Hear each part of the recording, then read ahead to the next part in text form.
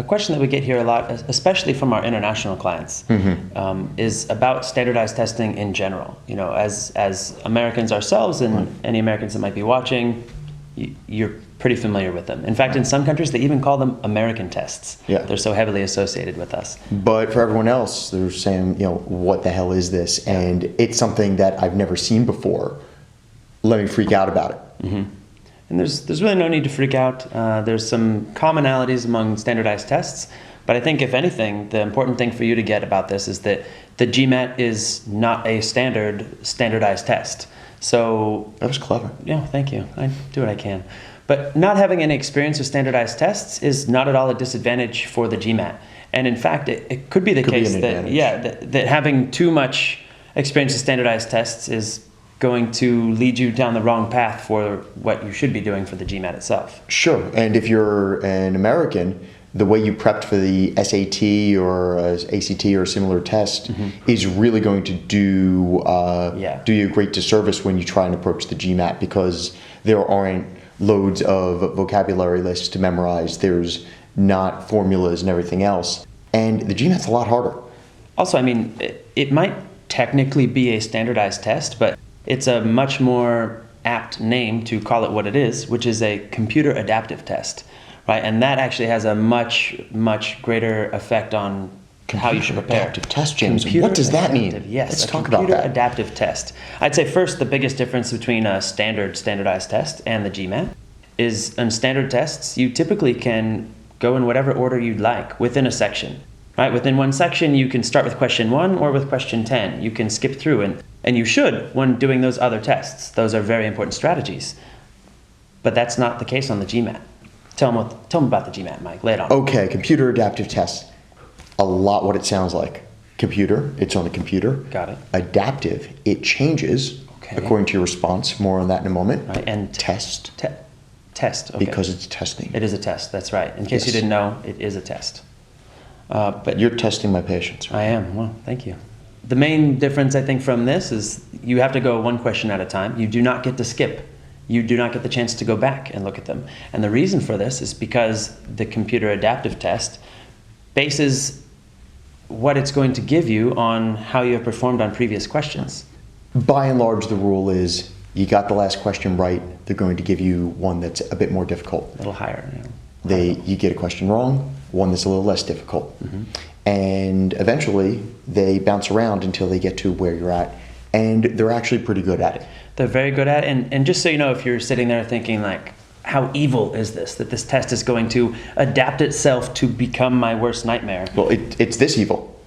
It's going to make it so that you're always going to feel off your footing. Yeah. When you come out of a great exam, that is a great performance on the exam, you're going to be like, what the heck did I just look at? I didn't feel comfortable at all through that entire thing. Right, which brings up a point that I like to reiterate in my classes, which is that you're going to be surprised by this, but it's a sports metaphor. And that is that from question to question, you need to have what is called shooter's amnesia. Right now, just briefly indulge me because I love Kobe. Doesn't matter what your opinion is on him. The basketball player, not the basketball player. Massage Japanese beef. Yes, correct. Kobe Bryant. Yes, we're vegetarians here at ApexGMAT. We believe all lives are valuable. We're vegetarians is news to me. Back to the shooter's amnesia. The best thing for a basketball player to do is to shoot the ball, and it doesn't matter if he missed the last shot or made the last shot. That has no bearing on whether or not he will make or miss the next shot. So they just forget it completely, right? If you are constantly thinking about all the shots that you've missed, it's going to affect your performance. Sure. And if you do it right, and this is really a deep thing, even though it's not maybe going to seem so deep. If you're doing it right, you shoot the ball, you shoot the puck, you do whatever it is you're going to do, you throw the dart, and you don't need to look at the result.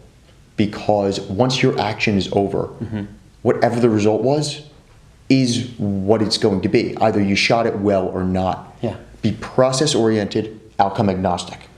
Also, first of all, excellent phrase.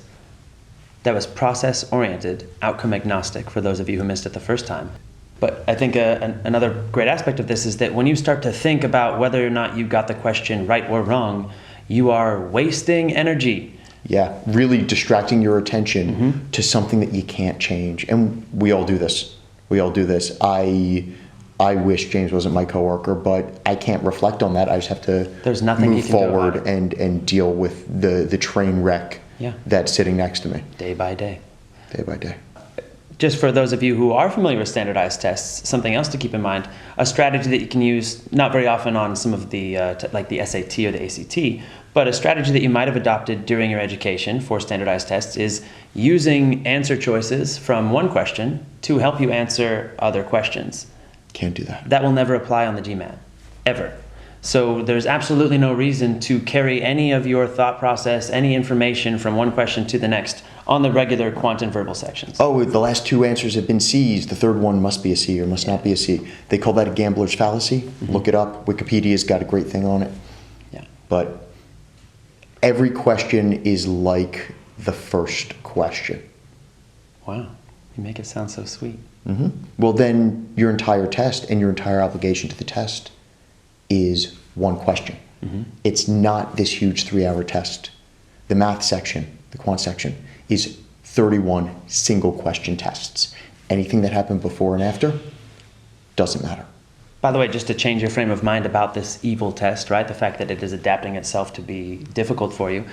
This is actually what allows the GMAT to have so few questions, right? Whereas traditional standardized tests have to have, scores of questions, hundreds of questions sometimes. That's because they have to give weaker students the chance to show that they're capable, and they have to provide difficult questions for stronger students to show that they're capable, and they have to give both the weak students and the strong students the same questions. Whereas the GMAT can skip a lot of that process and streamline it and customize the test for you. Oh, I just realized that the test itself is going to be customized for you, which is again supporting our strategy of the preparation that you choose needs to be customized for you. Yeah. We should. That was actually it's like top of my head, Yeah. Never said it before. I'm deeply impressed. You don't believe me, but this just happened. There's no teleprompter. Yeah. That's, I think, if anything's believable, that's believable. Yeah. No. The adaptive test is vital for the GMAT's very challenging job of differentiating among high performers. Yes. Make no mistake, other tests you've taken, whether standardized tests in the States, other exams in just about any country's academic system, has you up against your entire cohort for your age or your school. Right. The GMAT's self-selecting, which means the pool of people that you're competing against and the percentile within that cohort is much more challenging. All the success you've had, for better or for worse, is a function of what you've done. And if the tasks before you, and this happens a lot in school, good school, bad school, doesn't matter. If the task before you is do as we've shown you, then the moment you're in a place like the GMAT puts you on, right, where something new, something unexpected, something that's not really new, right, but it's in a new packaging. It's wrapped up in a different way, and it's a puzzle. New presentation, what we call perspective shift. The moment you're off your footing, then all of a sudden you're very unpracticed. Yeah, you're prepared for a specific path and not for being able to choose the right path, unless you're preparing with Apex, of course. Of course. You're prepared for that. And preparing to prepare is very good preparation. Is also similar to other standardized tests. The GMAT doesn't really test how good of a student you are. Absolutely. And I can tell you this because, I'm an excellent test taker. I'm not an excellent student, right? And actually, my sister, my younger sister, she's an excellent student, terrible test taker, right? So I'm not trying to say this to stress you out about something. I'm saying that just because you are a good student doesn't necessarily mean that you will succeed unless you prepare adequately. Yeah, and there are very different skills. That's not to say that we don't have plenty of 4.0s that just wreck the GMAT. Wreck in a good way. Wreck, yeah. Like just, yeah. Yeah. Destroy, render it innocuous. Destroy in a good way. Yeah. These are good things. Did I go too vocabulary there? No, I think maybe just too American-centric. Yeah.